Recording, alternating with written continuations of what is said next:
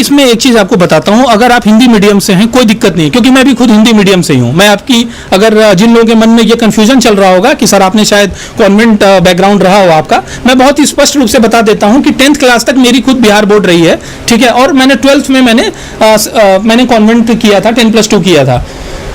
अब मैं आपको मजे की बात बताऊं, मजे की बात यह है कि हिंदी मीडियम से होने के बावजूद भी अगर मान लिया जाए कि अगर आपकी अंग्रेजी सपोज कीजिए कि अच्छी नहीं रही क्योंकि आपको वो एनवायरनमेंट नहीं मिला, या फिर आपको सही माहौल नहीं मिला, या सही मार्गदर्शन नहीं मिला, या हो सकता है आपकी भी कमजोरी हो, आपने ध्यान नहीं दिया, इंग्लिश से जो डर है उस डर की वजह से आप पीछे रहे, तो मैं आपको ये बोल रहा हूँ कि पीछे की बातों को आप भूल जाइए, उसको आप दिमाग से निकाल दीजिए।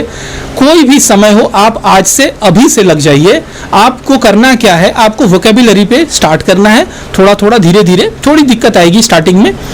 और आप न्यूज़पेपर रीडिंग अगर करते हैं तो आप ऐसे इजी टॉपिक्स को सेलेक्ट कीजिए, जैसे कि हो सकता है बॉलीवुड का कोई चटपटा सा न्यूज़ हो जिसमें आपको बहुत मजा आता हो कि चलो रणवीर सिंह का क्या हुआ उसका देख लेते हैं।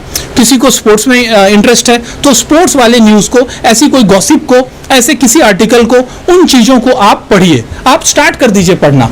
धीरे धीरे क्या होगा कि आपकी जो वोकेबुलरी है, जो उसमें वर्ड पावर है, उस वर्ड पावर से आपका धीरे धीरे क्या होगा, इंग्लिश के प्रति एक प्रेम डेवलप होगा। होता क्या है, जब कोई हमारे सामने इंग्लिश में बात करता है तो जो इंग्लिश के वर्ड्स आते हैं उसकी वजह से क्या होता है, हमें एक अजीब सा इंफीरियोरिटी कॉम्प्लेक्स आ जाती है, एक हीन भावना से हम ग्रस्त हो जाते हैं।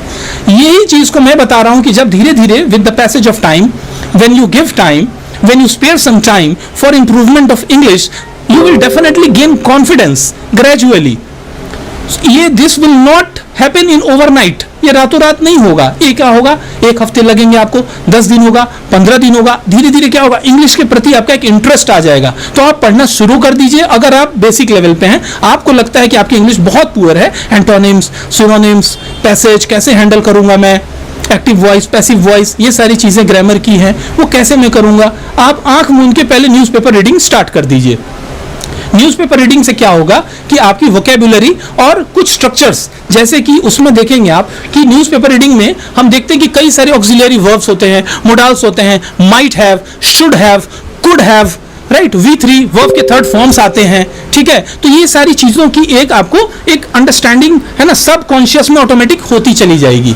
तो आप रीडिंग अगर नहीं कर रहे हैं, जिन लोगों के लिए मैं उनके लिए बोल रहा हूं, खास करके जिनकी इंग्लिश पुअर है, अगर आप रीडिंग नहीं करते हैं तो रीडिंग की हैबिट आप डाल लीजिए। कम से कम अगर आप एसएससी के लिए अगर सपोज कीजिए या बैंक पीओ के लिए अगर तैयारी कर रहे हैं तो आपको आज से और अभी से ही न्यूज़पेपर रीडिंग स्टार्ट कर देना चाहिए। और मिनिमम मैं समझता हूं कि अगर आप बिगिनर लेवल पे हो तो आपको कम से कम 1.5 घंटा टाइम देना चाहिए इंग्लिश न्यूज को प्लस इंग्लिश लैंग्वेज को इंप्रूव करने के लिए। और इसके साथ आप इंग्लिश न्यूज़ को भी सुन सकते हैं, उसकी जो वोकेबुलरी है, ठीक है। इंग्लिश मूवीज़ को भी आप कर सकते हैं, बट इसमें मैं एक चीज़ आपको ये समझा रहा हूँ कि ऐसा नहीं होना चाहिए कि 24 आवर्स में अब आप 4-5 घंटे बस वही मूवीज़ देखने में ही लगे हुए हो कि पापा या मम्मा, अरे मैं तो अपनी इंग्लिश ठीक कर रहा हूँ। तो ये चीज़ आप ध्यान रखिएगा, क्योंकि भटकाव की स्थिति ज़्यादा होती है। आप याद रखें कि आपको टारगेट क्या है, आपका टारगेट है आपके लक्ष्य की प्राप्ति। उस लक्ष्य की प्राप्ति के लिए आपको सोचना है। इंग्लिश क्या है, वो एक माध्यम है, it is a medium to achieve that success. इसका मतलब ये नहीं है कि सिर्फ आपको इंग्लिश में ही पीएचडी करनी है या फिर इंग्लिश के एक्सपर्ट बन जाना है। आपको विलियम शेक्सपियर तो बनना नहीं है। आपको क्या करना है कि उस कॉम्पिटिटिव एग्जाम में जिसकी आप तैयारी कर रहे हो उससे रिलेटेड जो क्वेश्चंस आते हैं, जो उसका फॉर्मेट है, उसमें जो डिफिकल्टी है, उसमें जो ग्रामर के क्वेश्चंस होते हैं या फिर रीडिंग कॉम्प्रिहेंशन के जो चैप्टर्स होते हैं, उससे रिलेटेड आपको वर्क करना है, एक स्ट्रेटजी के साथ काम करना है। तो इस तरीके से आप डेफिनेटली धीरे धीरे करके आप अपनी अंग्रेजी को इंप्रूव कर सकते हैं।